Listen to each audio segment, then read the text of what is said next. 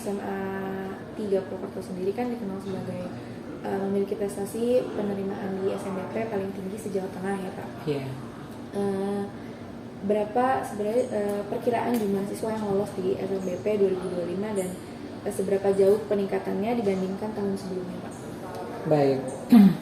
SMA 3 Purwokerto ini 2 tahun terakhir ini mengalami satu kenaikan yang signifikan ya. Kalau jumlah siswa sendiri itu 396 setiap tahun segitu.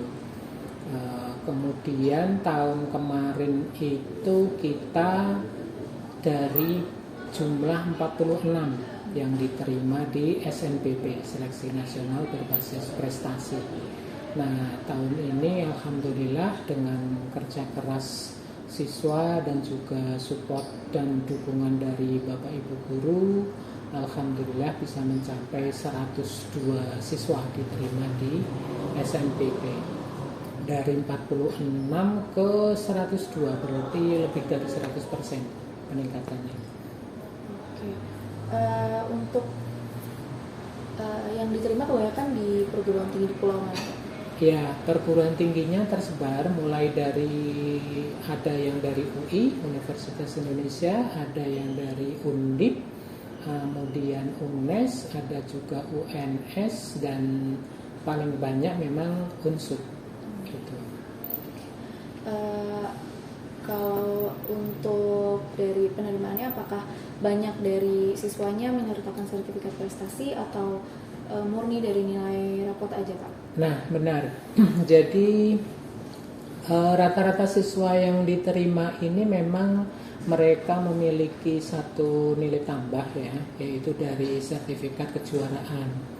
Jadi saya juga berpesan kepada adik-adik yang sekarang masih di kelas 10, kelas 11, mulai dari sekarang siapkan kepada adik-adik ini untuk nanti SNBP ini sertifikat kejuaraan.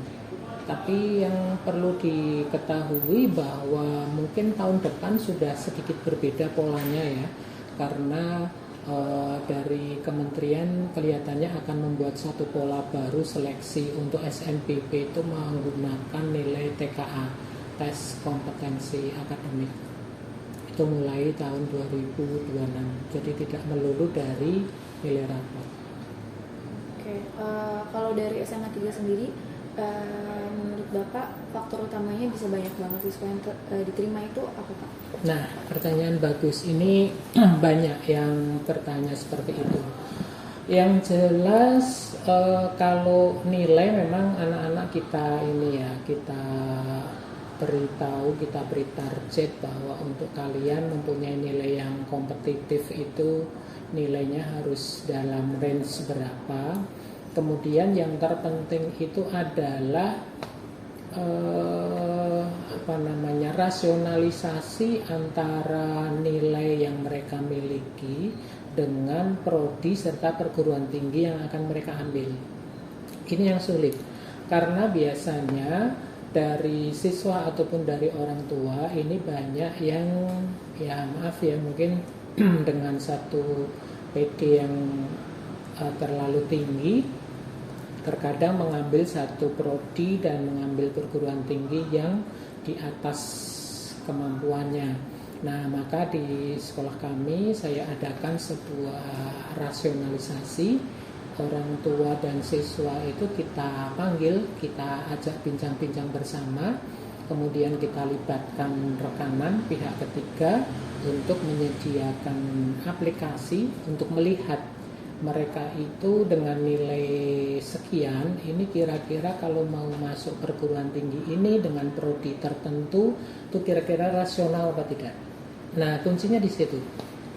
Pada saat di input nilainya, kemudian nanti di aplikasi itu nanti akan keluar persentase peluang untuk masuk ya Mbak. Nah, ini dari pihak ketiga ini memberikan satu rambu-rambu. Kalau persentase peluangnya ini di bawah 80%, lebih baik geser, pindah. apakah mempertahankan prodinya otomatis pindah perguruan tinggi, atau mempertahankan perguruan tingginya otomatis dia harus geser prodinya.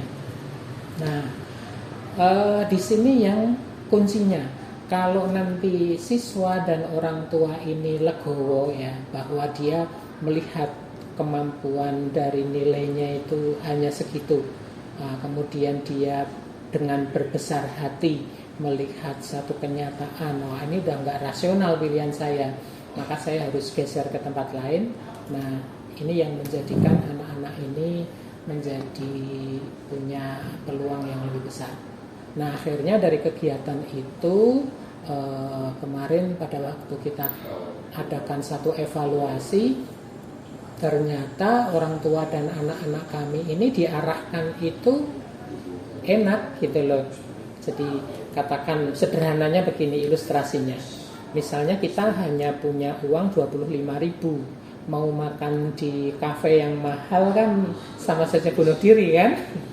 Nah, maka harus mau nih. Kalau cuma 25.000 ya keangkringan dulu aja kayak gitu. Nah, begitu diarahkan ini mau, akhirnya menjadi banyak yang diterima. Saya kira poinnya di situ keberhasilan kami.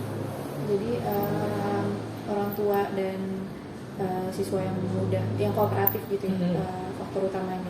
Iya, betul. Oke. Jadi dari SMA 3 sendiri kan ada yang tidak lolos ya Pak, mungkin dari pastinya. SNBP-nya. Eligible-nya kan 158, yang lolos 102, berarti ada sekitar 65% yang lolos. Yang tidak lolos sisanya itu apakah ada kayak bimbel lebih, pelajaran lebih, kelas lebih untuk mereka? Ya, betul. Jadi dari anak-anak yang belum lolos, baik itu dari sisa anak eligible yang mereka belum lolos, kemudian juga anak-anak yang kemarin tidak masuk eligible, ini ada satu treatment tersendiri, yaitu anak-anak diberikan satu bimbingan tambahan ya dari sekolah, kemudian juga bekerja sama dengan